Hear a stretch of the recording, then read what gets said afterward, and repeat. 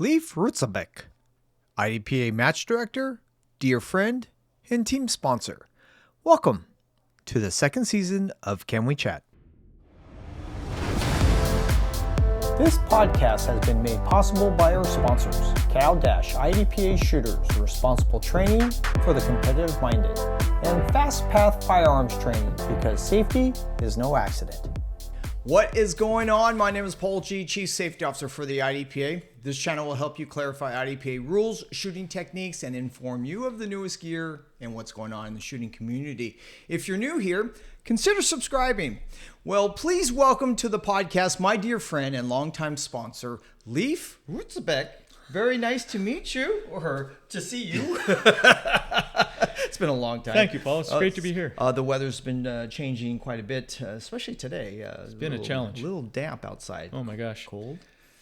A little bit cold. It was a really cold Sunday. Yeah. I mean, it was foggy when we got there at 4:30, and oh my gosh, it was a real challenge. Oh, at the match, yes. At the match, yeah. Yeah. So we were in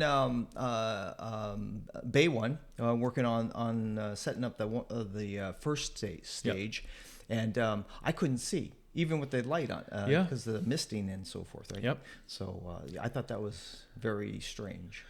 Well, you know, what occurred was what I've come to expect from you, which is you did a good job. Oh, I appreciate that. No, Thank I'm you serious. so much. It's I may have been doing this for quite a while, and I've seen good jobs and I've seen bad jobs, and you're pretty consistent. I appreciate it. How long have you been doing this? My wife and I took it over May of 2013. May of 2013. Wow.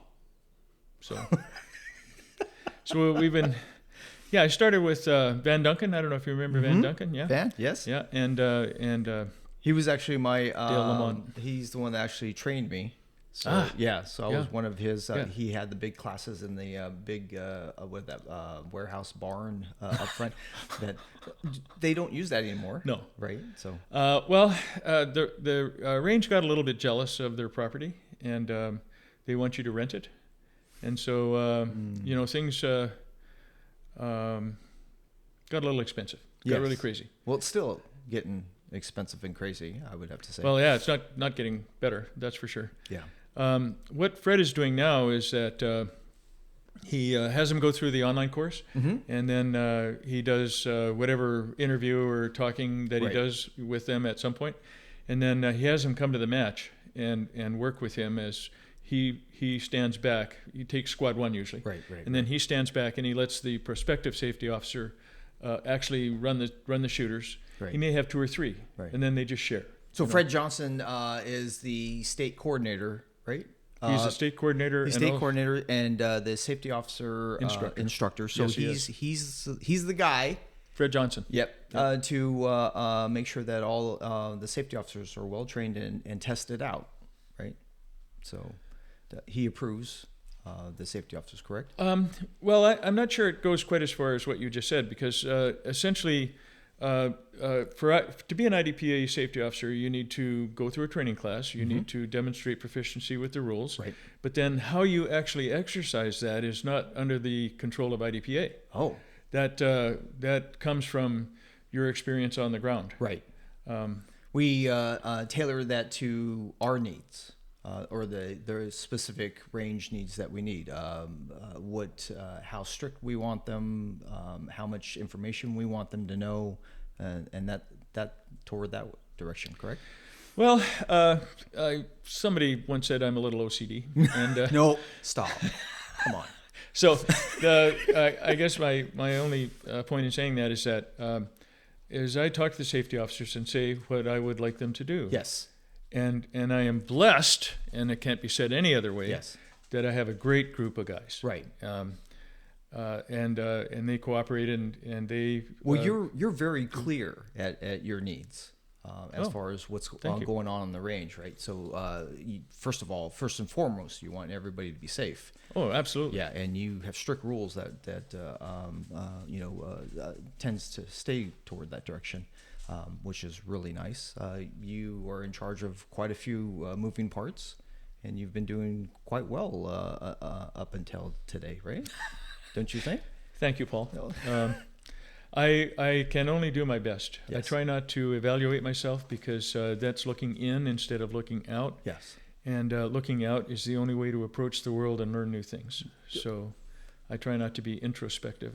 Well, I mean that I see that that's probably the best way of doing things, right? But you deal with a lot of multiple personalities.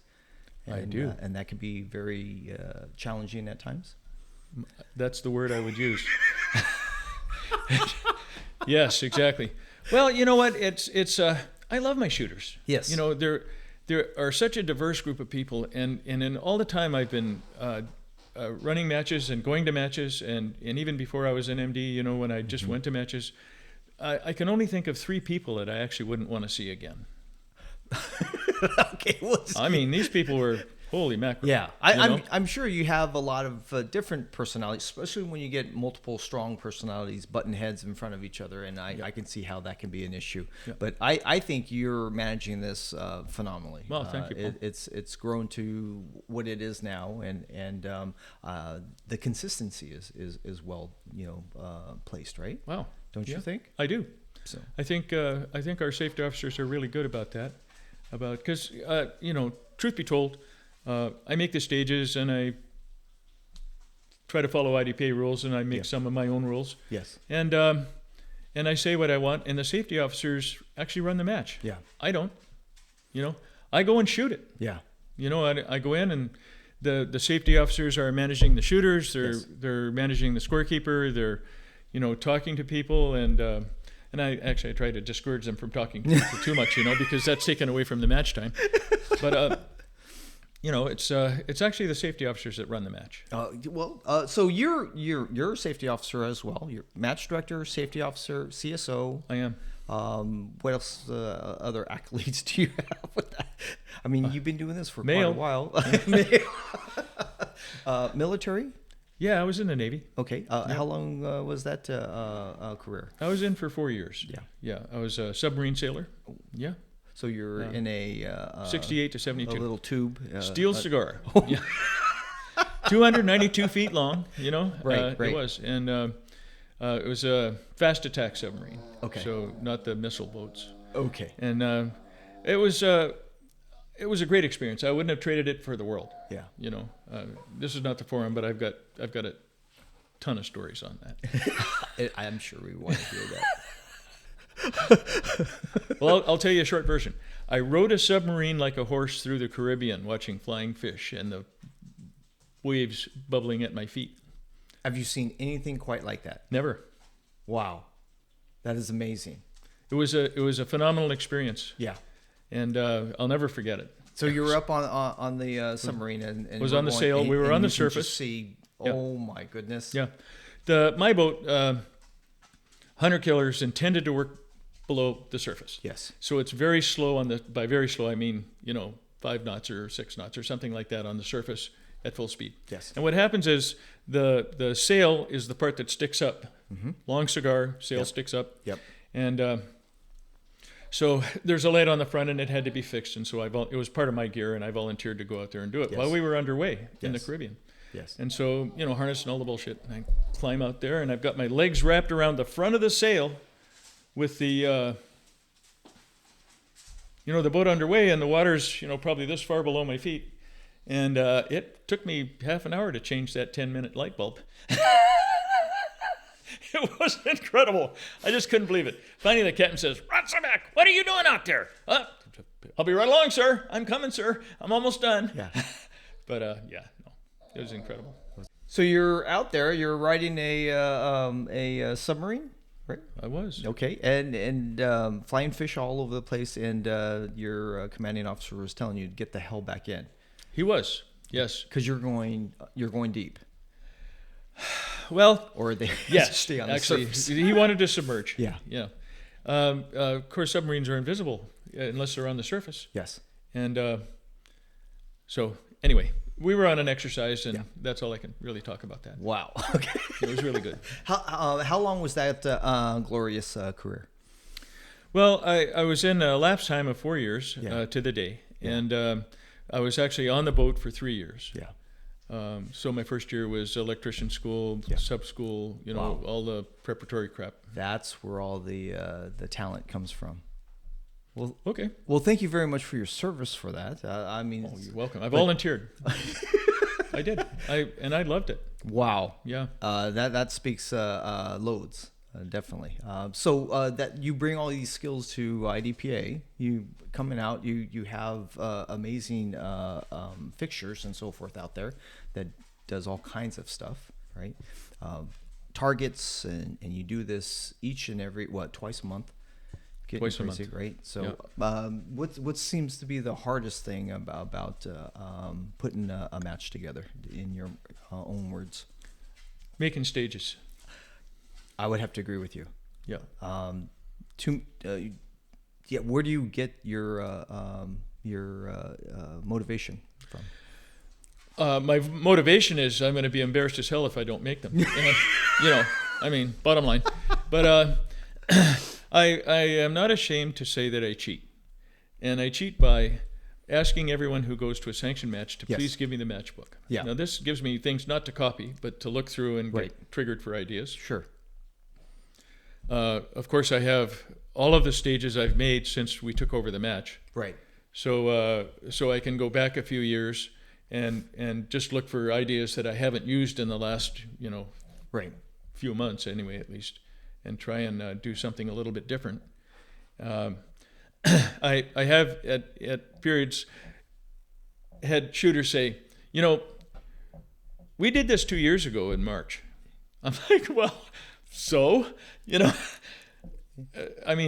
some shooters have phenomenal memory on what they've shot. Well, incredible, right? I mean, they have to memorize the stage right before they shoot it. Right? Yeah. So I would have to say that's very possible. Yeah. Right. And especially the ones that they don't shoot the way they want to. Right. It becomes a nightmare. Right.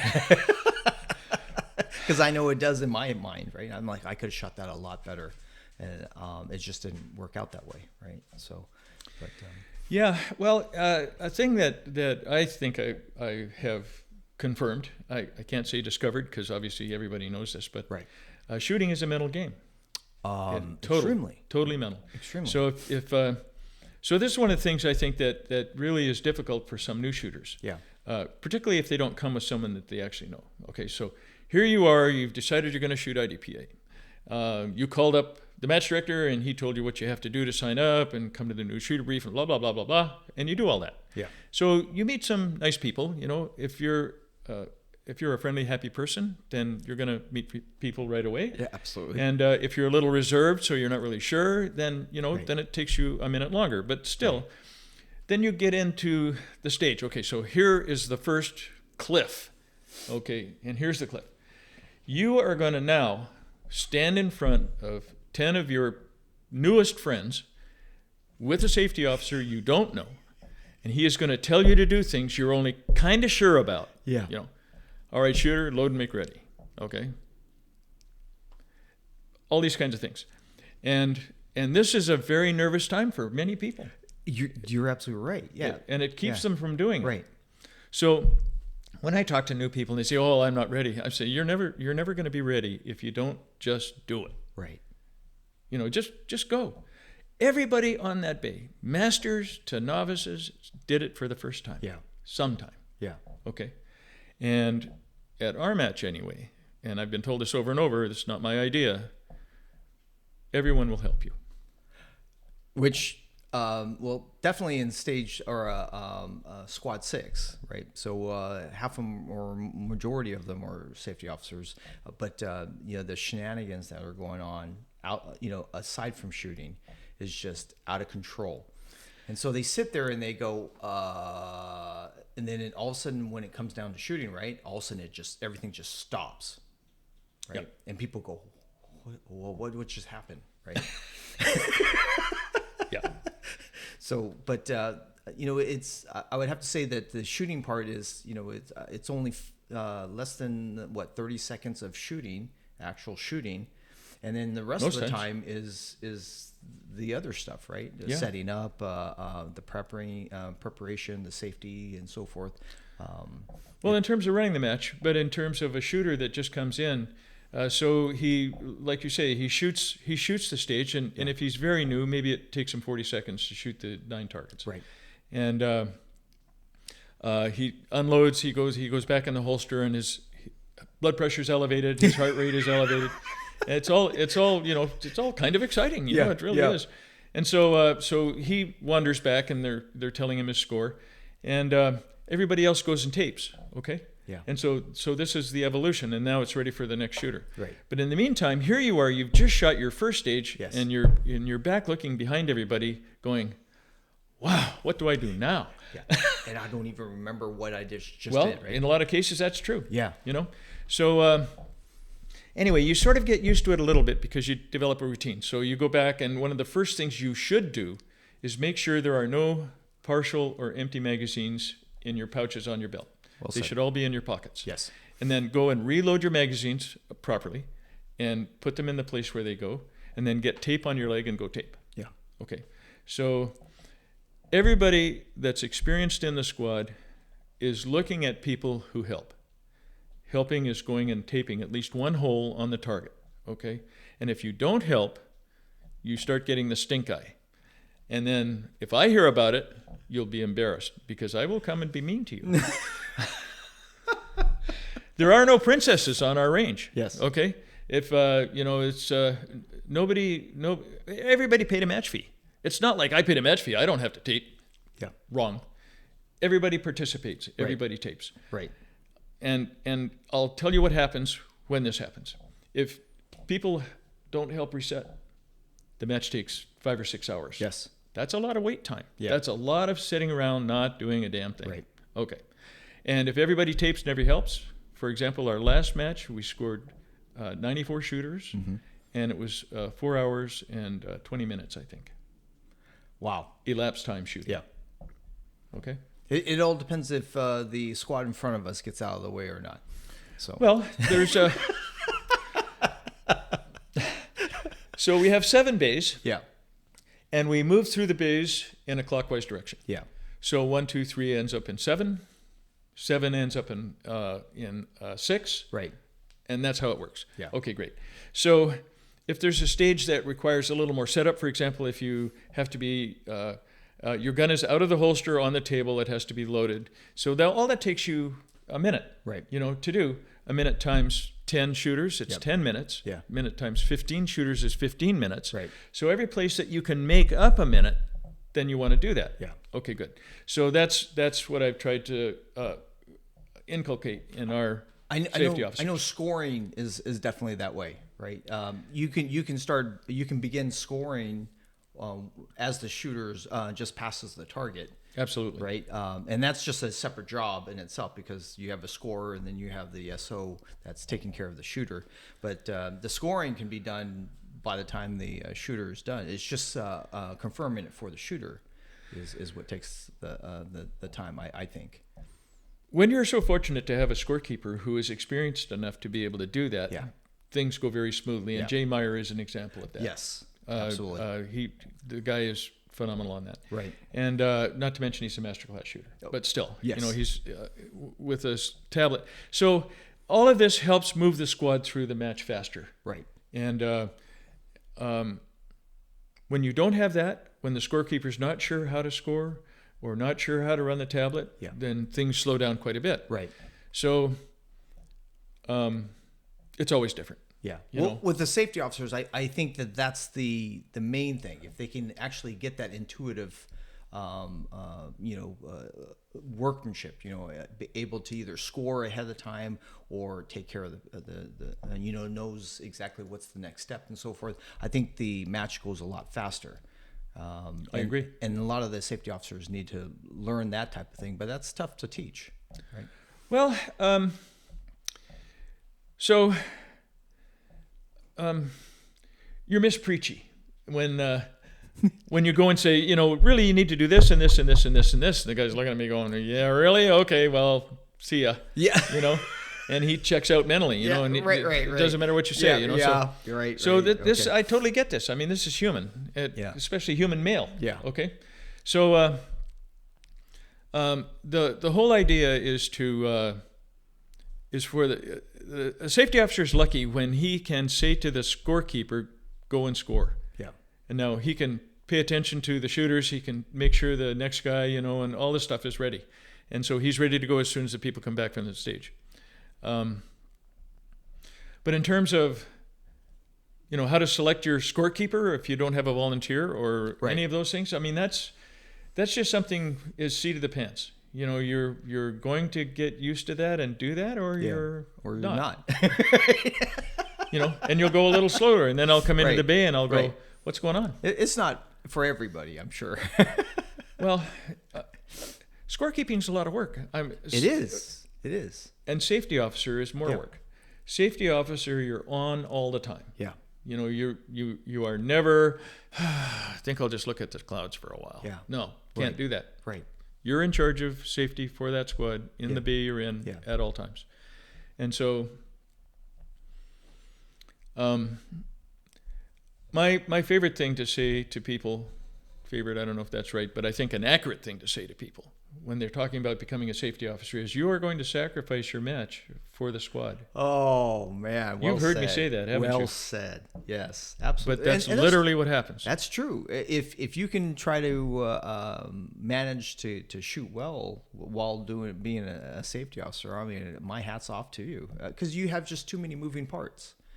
Well, like I said, you're on all the time. Yes, and absolutely. You're talking all the time. I would have to say, you're absolutely right. You got to worry about not only one shooter, right, yourself, but you're worrying about the whole squad, right? You have to pay attention to the guy shooting. Yeah. And then you have to be aware of the people who are not shooting. Okay, well said. Yeah, absolutely. So it's not just you. It's. I mean, if you're ADD, right? I think the better you're going to be at this job. Well, if you can keep track by like this and head on swivel. Yeah. In reality, it doesn't really turn out like that, because once the shooter comes to the line and the safety officer says, going hot, eyes and ears, shooter, load and make ready. Now he is watching the gun all the time. He's not watching the shooter. He's not, doing anything else. He's looking at the gun. He's watching the shooter load. He's watching to see if a round jumps out when he goes to chamber a round. That's your last action of the day. Yeah. Can't have a loaded gun. So he is paying attention to that. Once the gun is back in the holster, he has a chance, if he can fit this in, he has a chance to just sort of get the lay of the land, make sure nobody's downrange or whatever. Yeah. And then he says, "Shooter ready." And the shooter doesn't have to do anything, just stand there. And if he doesn't do anything, in a few seconds, maybe 2, the safety officer say, "Stand by." And then within the standby and the beep can be as many as 4 seconds. Yes. So it can be standby beep or standby beep. Okay. Now, one of these things is to keep the shooter on their toes, because once you have your shooting position and you say you're ready, you can't move. No picking your nose, no reaching for your holster early or any of that kind of stuff. You don't do it. Yep, until you hear a beep, and then you go. Beep, and now it's your turn. Now it's your time. Yeah. You're being charged for every second that you spend doing something that's not aiming and shooting. Yeah. So all the walking, falling down, getting up, whatever it is that's going to happen to you, it's your time. So anyway, I love being a safety officer. Yeah. No, I did. I did it for 11 years. There's a lot of moving parts. Nearly every match. Yeah. You need eyes in the back of your head at all times, right? You have to manage multiple things at the same time, and it could be tough. It could be overwhelming a lot of times, but I think it's very fulfilling, right? I do too. It's giving back. Yeah. You're giving back to the match, right? Or IDPA, if you will. Yeah. Of course, IDPA has a description of what a safety officer should do and what a CSO should do and what a match director should do. Okay, so in the safety officer, you are an ambassador for IDPA. So you're not there to be a bad guy or speak nastily or harshly or anything like that. You're there to make sure the shooters have fun. Right. Safely. Right. So safety first. So you got 100 shooters out there. How do you tend to make it comfortable for all of them? as far as the technicality of, or the technical nature of the each stage? How do you gear to making it more complicated stages versus less complicated, fast, slow, that type of thing? How do you figure out that variety when you put on a match? Dumb luck. Yeah, I'm going to be real. Right. The thing is that short aside, my background is technical. I went to front sight for quite a few years, and all of my training was tactical. Okay. And so when I started shooting IDPA, I was bang, bang, drop the gun, reassess, bang, bang, drop the gun. Right. I didn't even realize I was doing that until some guy says, why do you drop your gun after firing 2 shots? Right. Like, I don't do that. Well, yeah, you do. Right. Okay. So when I made stages, back to your question, I made stages that were difficult to shoot. I mean, you had a hard lean, you had to shoot through the crack in a door. Yes. I have Right. boards, you got to Right. find the slot through the board where you can see the target, and all this kind of stuff, okay? And I thought that was really fun. It's really cool. I loved to shoot it, and it was fun to make and all that, till we did a match in 2013. It was called the No Frills Regional. And in that match, a good friend made a dumpster for me. So this was a wooden box with 3 sides open in the back, and a lid that you pushed up with your head. And then we put a stand right there with a can of mineral water, but pressurized, right? Okay. And so what you had to do was, on the signal, you were loaded, you were inside, your gun was on a little platform in there, so you couldn't muzzle yourself or anything. Beep, you push up the thing and you shoot this can, and this can explodes back in your face with the mineral water. And then you go ahead and from the dumpster, you engage all the rest of the targets. Okay? You actually had this on a stage? I have it on video. Oh, hell yeah. I was shooting revolver at the time, and it is hilarious. I come up and I pump a 38 into that can, and you can slow it down in the video stuff, and you can see the wave of stuff coming to your face. Dun, ding, da, ding, ding, splash, and it's like, it was wonderful. But after the match was over, a master shooter came to me and said, "You're making them too hard. The stages are too hard. They should be easier. They should be faster." I'm like, really? Yeah. So that was a wake up for me. Really? You took it to heart? I did. Yeah. Well, I mean, this is not required. Right. So if you don't have fun, you won't come back. Sure. Why should you? Well, that makes sense. But if you come out and the stages are so technical, right? Yeah. Yeah. It's way too much. That was some of the issues that I had with USPSA, right? I went out there and there were like, I don't know, like 20, 30 targets out there, and you're trying to figure out like, which one do I shoot, right? And they're not all in front of you, right? You have to go to certain areas to see certain things, and then you have to remember the targets. I remember a stage that I missed 3 or 4 targets just because I didn't move into the correct place, right, to see them. Yeah. And I sat there and went, well, this is not fun. USPSA is a very different animal. Oh, yeah, absolutely. Absolutely. But that was, actually, that was at West End, right? Could have been. Yeah. So I sat there, I'm like, wow, this is real complicated, USPSA, right? And then I started shooting, I was invited to an IDPA match, and everything was there, and it was in tactical sequence, right? And it made more sense, right? You don't go flying through a doorway or something without, first taking a look and slicing the pie and stuff. To me, that made more real life situation awareness, right? So that founding precepts of IDPA, of course, are concealed carry.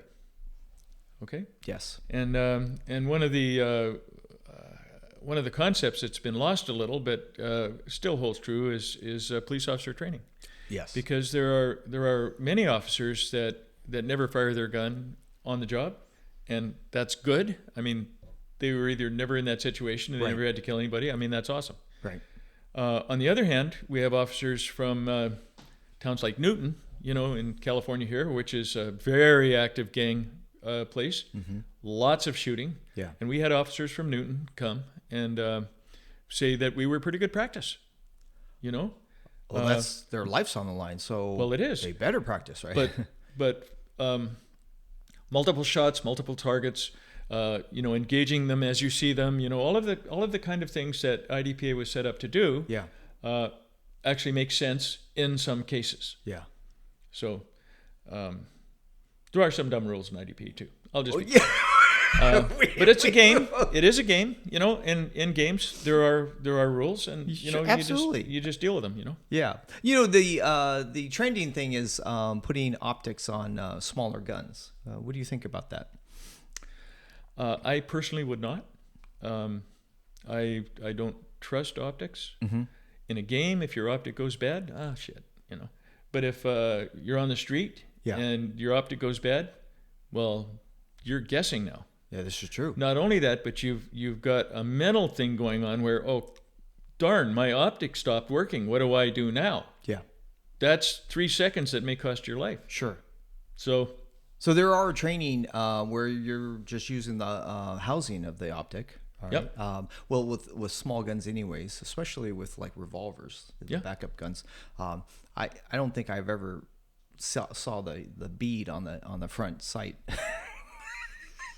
I guess depends on the distance, doesn't it, Paul? That's yeah. true. You, Okay, you and good I point. went to that Yeah. that bug match in I don't Arizona. know why we did that. Oh my God! Was that 13 stages of 5 shots? Per, But I sat there. I go, how the hell am I supposed to aim this damn thing? Right. well, it's got a little trough in the back, you Right. know. So, I just thought, okay, so I think, so what I did was I just squared off my shoulders, right? And then, sure. so I know that it's going to hit somewhere in here. So when it came down, especially with like headshots, right? You're like, oh it's man, really hard. this is a guessing game, right? Yeah. At the time, which in self-defense, that makes me nervous. Well, I think it's worthwhile to remember that in self-defense, statistically, most gunfights are 3 feet. At most, Good point. At most 2 yards. Sure. And so that's basically a point and shoot thing. Yeah. Okay. And so with a J-frame, 3-inch Yes. revolver or Yeah. something like that, Yeah. I mean, that's going to be a point and shoot thing. Oh, absolutely. So So now they have semi-autos, right? Which were the backup guns that they have now. yes, And they're putting optics on them well, some people are, and they're trying to run them in the optic thing, which I think they're outclassed in the regular optic division. well, I don't know.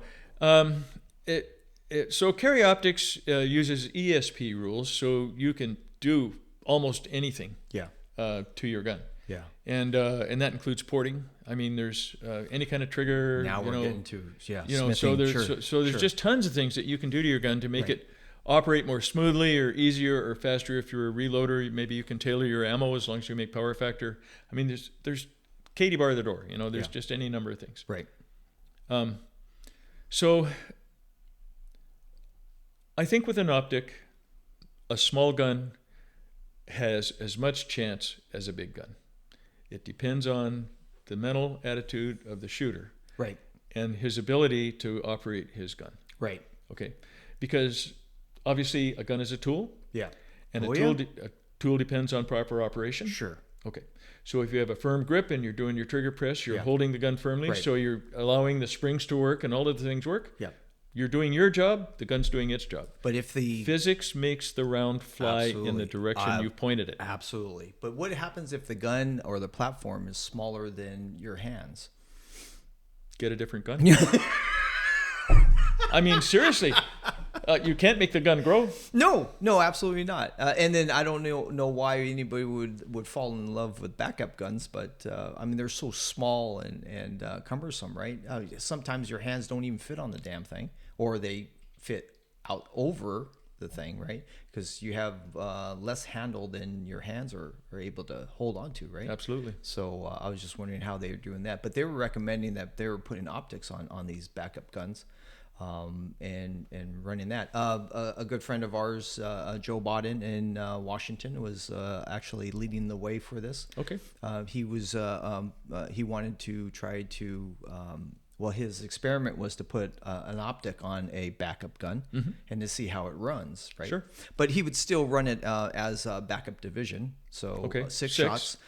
Good. And he sat there and he goes, so the problems that we have, there are multiple problems with backup guns, right? Well, reloading is one of them, Sure. right? And then trying to keep it fed is the other, right? Yep. Yeah, so it's worse than a revolver. Well, I guess revolvers would be the worst. So, but trying to keep it fed and going through this stuff, but now you have to aim, and you only have 6 shots. If you miss, right, now you're penalized. Well, you're exactly right. The currently named Bug Division definitely has requirements that are not as prominent in other divisions. Okay, so when you have more gun to hold on to, when you have more rounds in the gun, and you lose a round and you have enough time to realize that and you fire again, Just so throw another one. fine. Yeah. But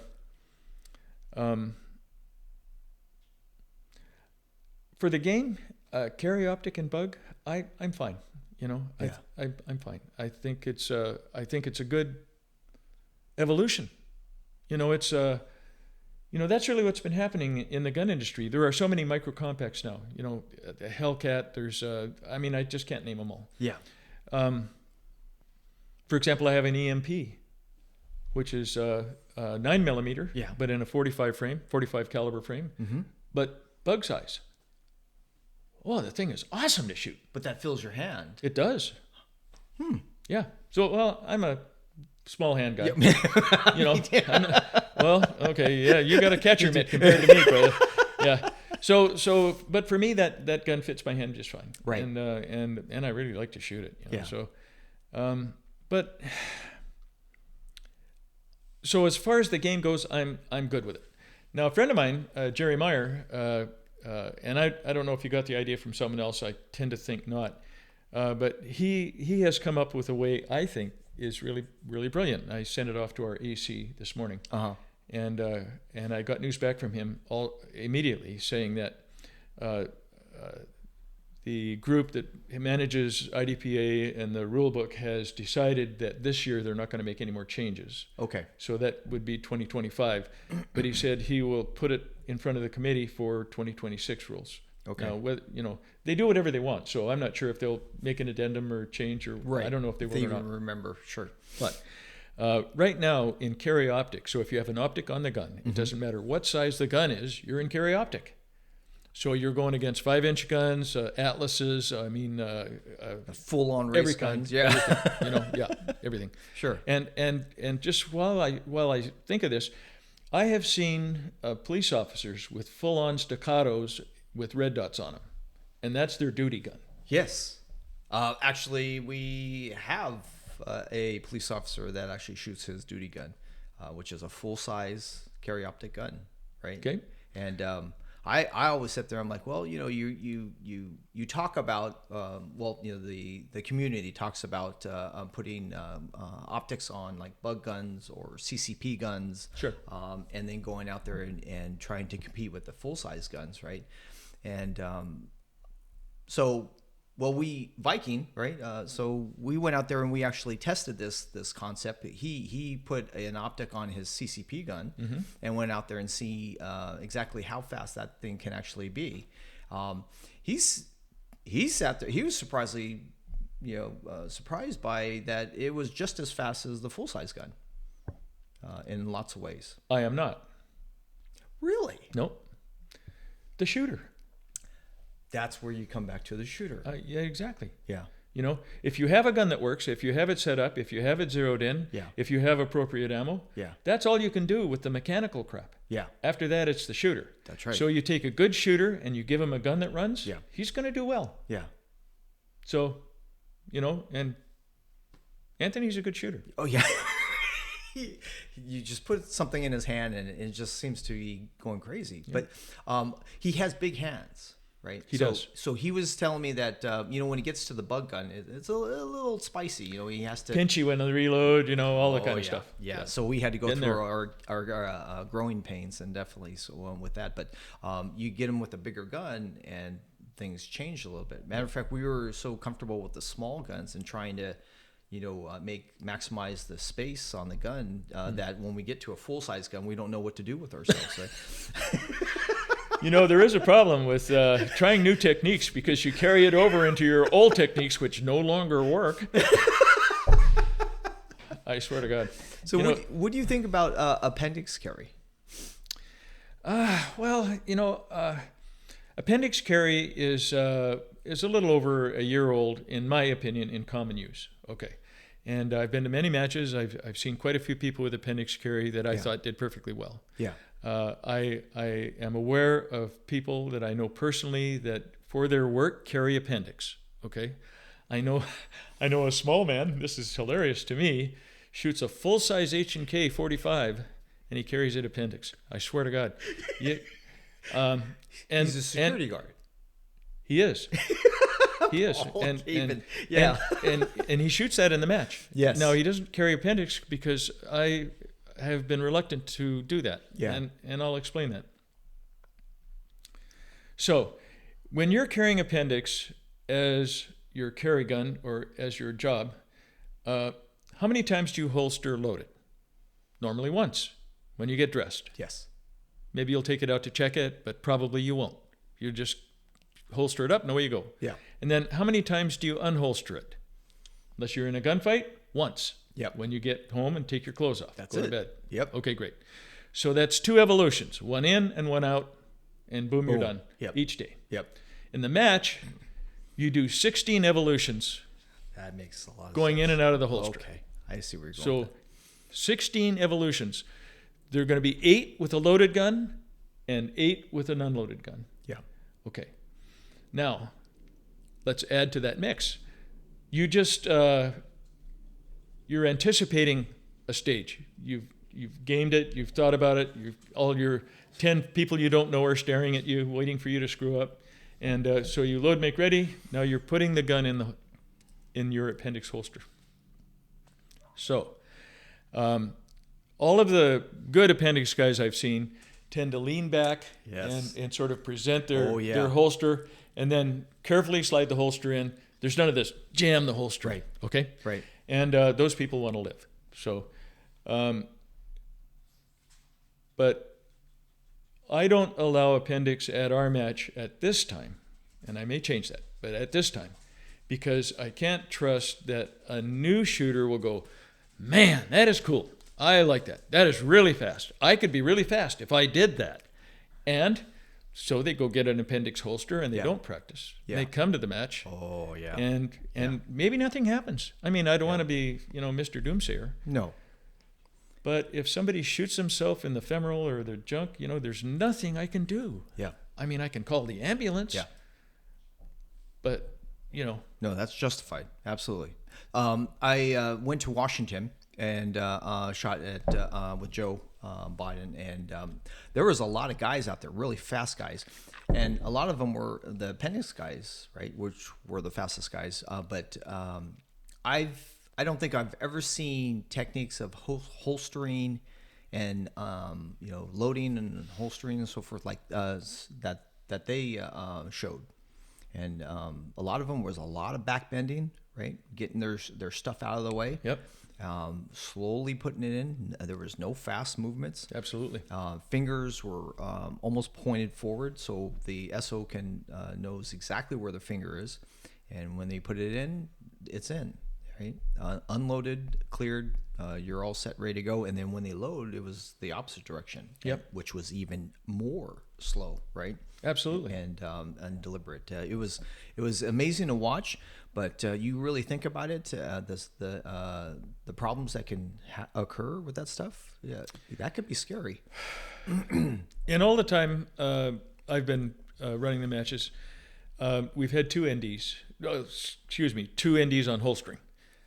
Both times they involved a holster with a thing you had to push with your finger when you're drawing. Right. Okay. And so we discourage people from using them. I don't say you can't use them, but we discourage it. In IDPA, if a holster has a lock, you must use it or remove it entirely, but you can't just wedge it open. Okay, so that's a rule. So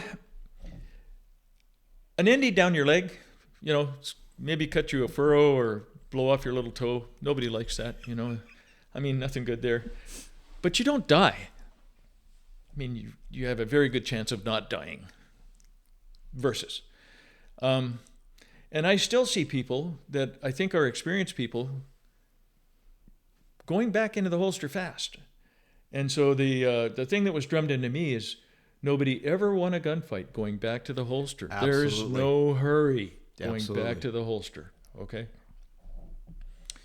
So all the things like getting your garment caught in the trigger guard, if you have a nice light trigger, 1911, any kind of thing like that. Mm-hmm. You forget to put the safety on, or because you're a little bit of mismanagement, so you don't put the safety on, and you get caught up, you're going to have a bang, So now, all that stuff being said, it's been more than a year that I've watched people in IDPA doing appendix carry, and obviously IDPA modified some rules because you can cover your lower body, for example, depending on how you move the gun, it's that. So I'm leaning towards some method of determining if people are competent to do that. Right. And one very experienced shooter last match said, he said that if he was running it, he would tend to think sharpshooter and above.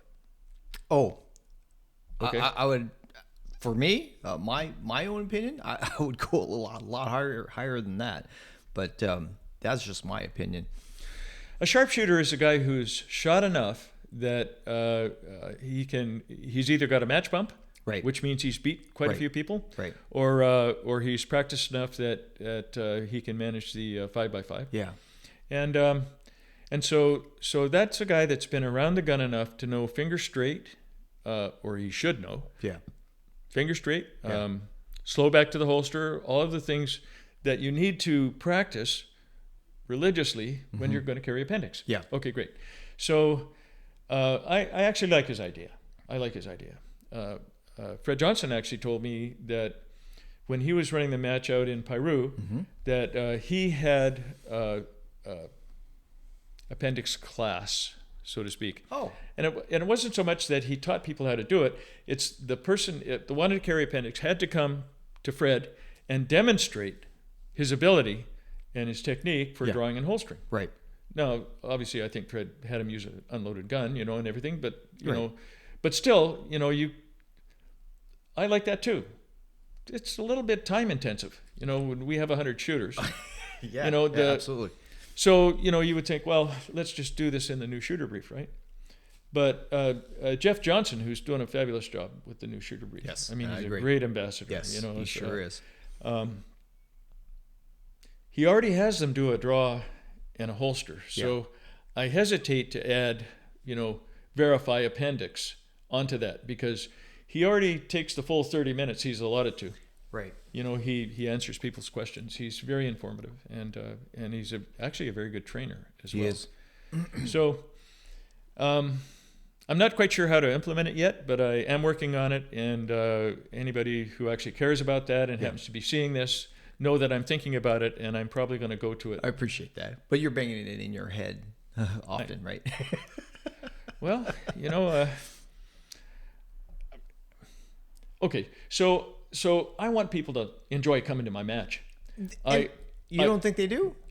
Well, I hope they do. Well, I know. I get comments sometimes. I know Squad 6 enjoys themselves. I have to say, and I'm so grateful for this, is that for every bad or just unhappy comment I get, I get 10 good ones. Right. One guy who has been away from us for 10 years came back. Yeah. He said, I quit shooting this because I got busy and blah, blah, blah, but I'm so happy I'm back. This group is really great. And, and he's going on and on like this. I'm like, thank you so much for this unsolicited, endorsement. Sure. Thank you. Yeah. And I mean that sincerely, because what it is we have a great bunch of people. We do. There's no question about it. They kick and scratch a lot. I'm good.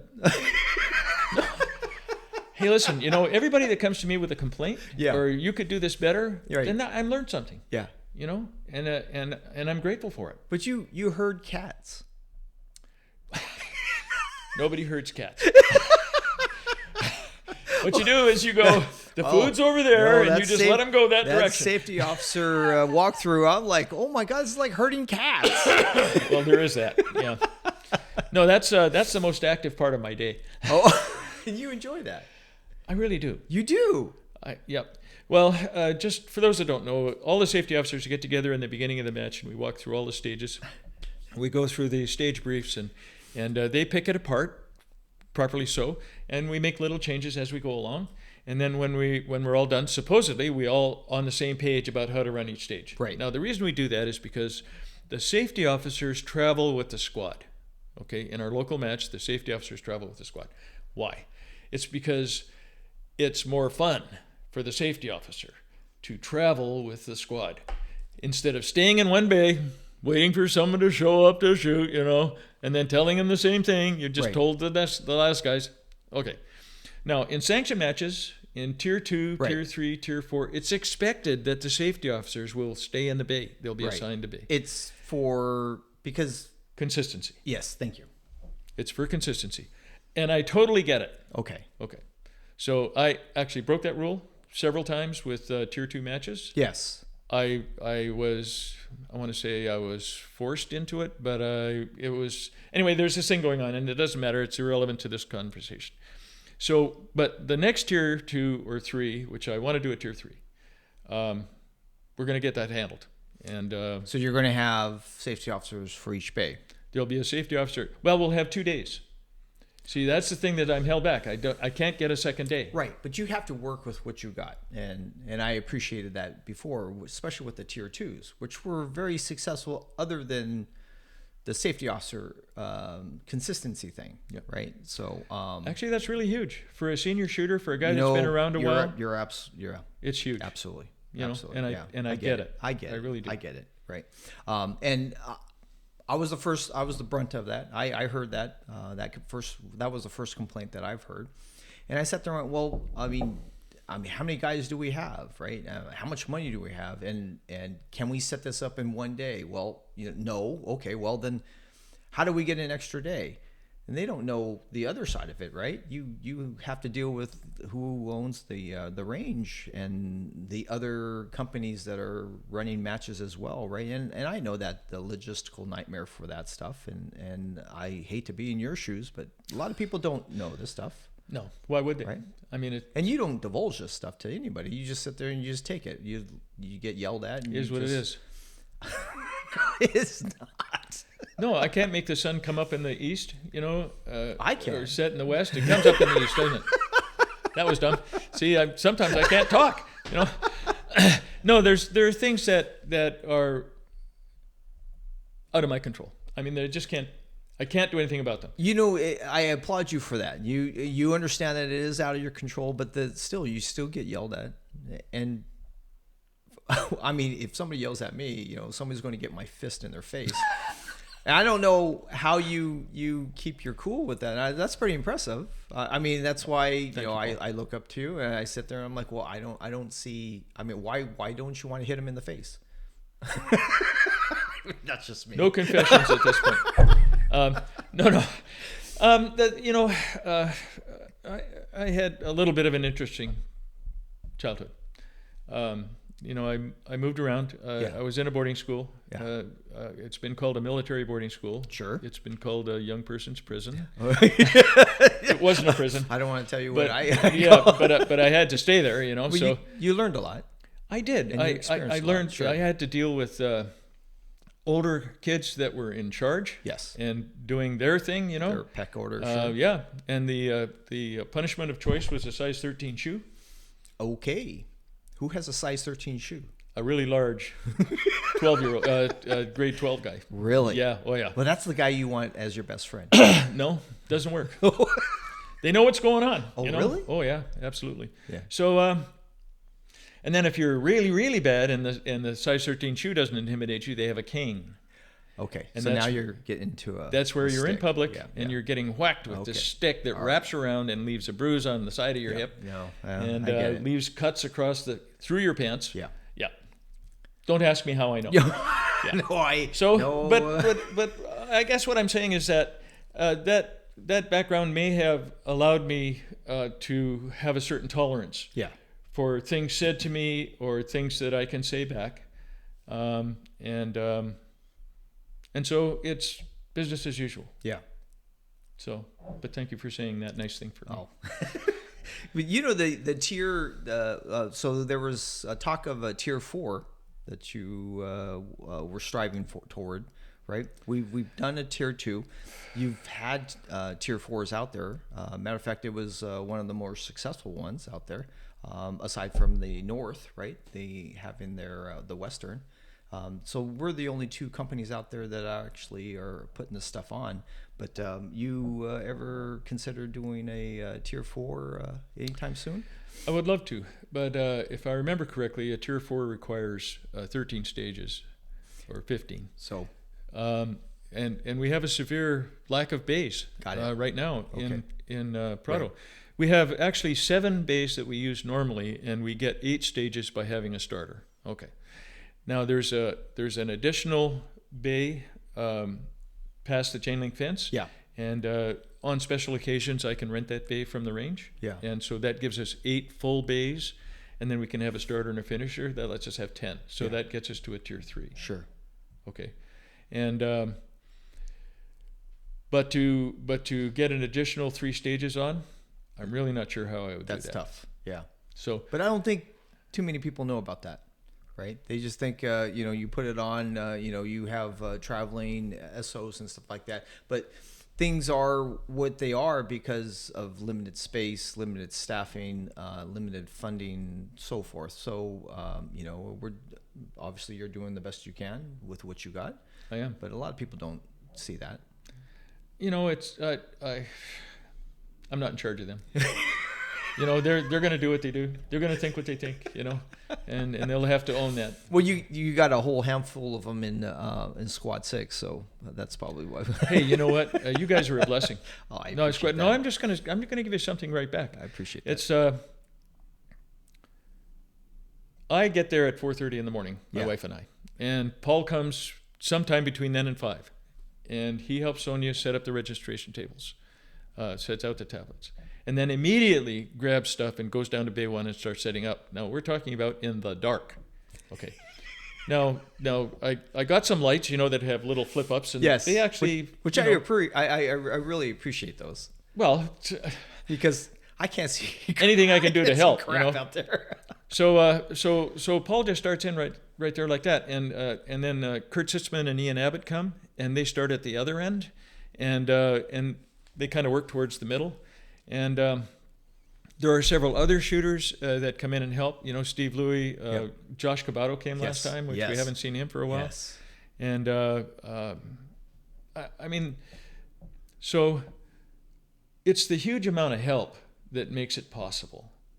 And it's largely driven by Speed Kings. I'll just say out loud. Well, I've helped you before, and this is pre-Speed Kings, but the thing was that what I saw was that every time I got there, it was very inconsistent, your help. Yep. And I sat there, and one of my pet peeves is like starting late.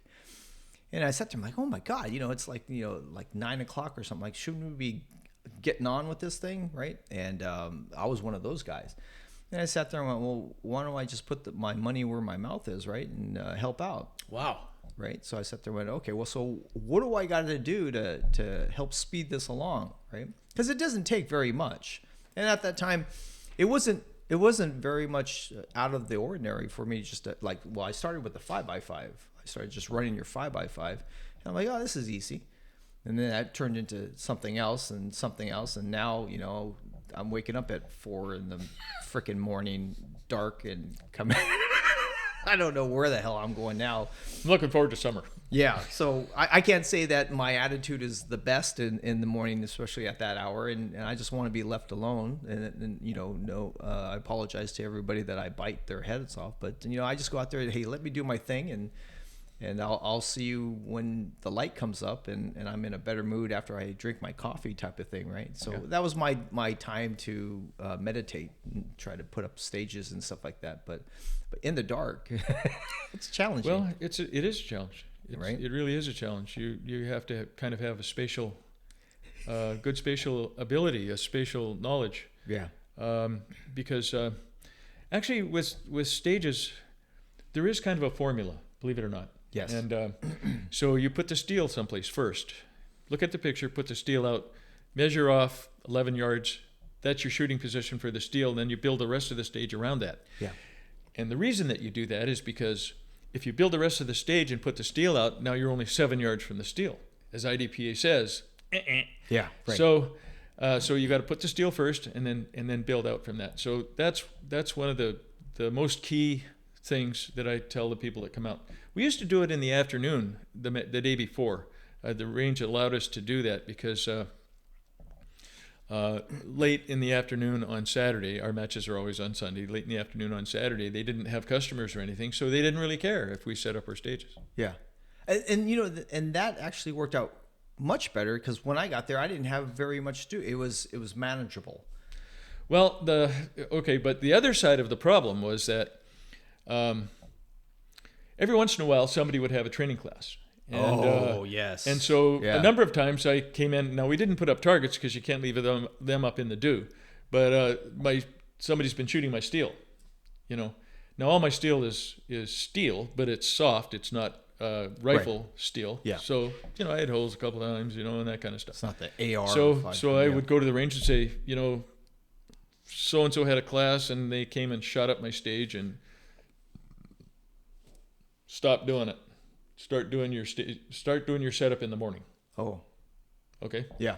And they didn't really order me to do it, but they made it a very strong suggestion. Yes. You know, and so I know that made things a lot more uncomfortable, especially for your help, because I know you had a half group showing up on the day before, right? Saturday afternoon, yeah. And then you have the that day, the morning guys team. Right? So in the old way, I had the same. I had kind of a rotating group. So I had some people that were almost always there, and others that dropped in and then dropped out, and things like that. And but as long as we had 4 or 5 people, we were able to blow through it in about 2 hours, 2.5 hours. Wow. And but that's in full daylight. Yeah. What to me is phenomenal is we really start about 5 doing actual setup. And when we're done at 7:30, that's 2.5 hours in the frickin' dark. No, are you kidding me? That's amazing. Yeah. It's really, really, really good. Yeah. So that's why I say I have a lot of help. Yeah. And I need it. Where do you think Cal IDPA is going from here? Are we going to go back to any regional matches? You think we'll be able to pull one off? Tier 3, Tier 4? I'm not sure about a Tier 4. Would I like to do it? Yeah. Oh, hell yeah. But I'm not sure. I don't know what's going to happen at the range. So that's all I can say about the Tier 4. It's just got too big a space requirement. Sure. But the Tier 3, absolutely. We can definitely do a Tier 3, and I want to do a Tier 3. My better half does not want to do a Tier 3. Okay. Because it's a lot of work. Well, it is. Yeah. And actually, she does registration. She sets up the prize table. She does a lot of housekeeping things that are absolutely required. And so she's not a fan of the Tier 2s. It's 2 days at the range, you know, busy the whole time. So it's a lot of work. On the other hand, when we can get 150 shooters, you know, staff and shooters, you know, then that's good, you know. Because the guys from Northern California, they're itching to come down. They're just looking for an excuse. I always tell them, no, don't come. Well, they're welcome to come to the local match. I mean, no, stay at home. Those guys are crazy out there. So, but yeah, we love them, and they give us their full support. And all you have to do is say, "Hey, I'm having a match," and they're going to be coming. You can't beat them off with a stick. Those guys, they just love coming around. Yeah, I hope. I do get calls every once in a while from Arizona and from Nevada. Yeah. Like, when are you going to do another tier 2, or when are you going to do a tier 3? And so as long as you're on my mailing list, so if you go to the website, go down below the picture, it says sign up here for the newsletter, then you're going to get the information earliest. So if I do a tier 3, for example, we're going to open it up probably the month or maybe 2 months ahead of time, and give everybody a chance to plan and be there. Okay. I want to do it this year. I please don't hold me to that. No, I really want to do it this year. It just takes a little bit of planning, right? Well, actually, that's a good point, because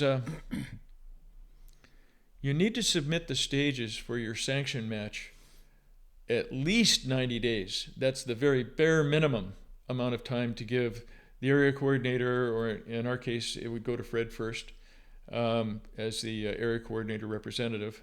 Yeah. To have the stages approved, and then literally, yes. And then they feedback. Oh, well, I don't like this, or I don't like that, right. Or you didn't put this, and then you have to redo them and then send them again. Yeah. Okay.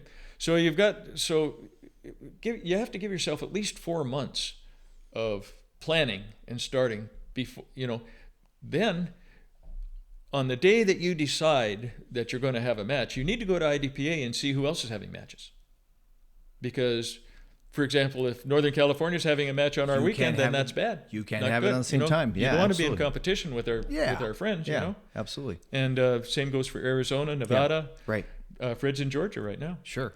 He might be home now, but I mean, he just went to Georgia. Right. I know our guys go to Florida, Georgia, Mississippi, Tennessee. Yep. Wherever the match is, Yeah. our guys go there and get wood. I am so proud of our shooters. I can't even articulate it. For me, amazing. it's just fresh alcohol in a different state. So. Well, I was talking to a new guy who wanted to go to the Western, and he says, "What do I have to do, and what do I have to know, and all this kind of stuff?" And I said, "Look," I told him everything I knew, and then I said, "You're going to find that when you go to this new match, it's going to be new people, new safety officers, but it's the same old stuff. I mean, you're going to come to the line, you're going to have a walkthrough, you're going to go through it, you're going to look at the stage, core practice. Then when it's your time, you're going to come up, you're going to load and make ready, you're going to hear the beep, just like you always do, and then you're going to get busy and get it done. Yeah. And when you're done, you'll be, wow, that was cool.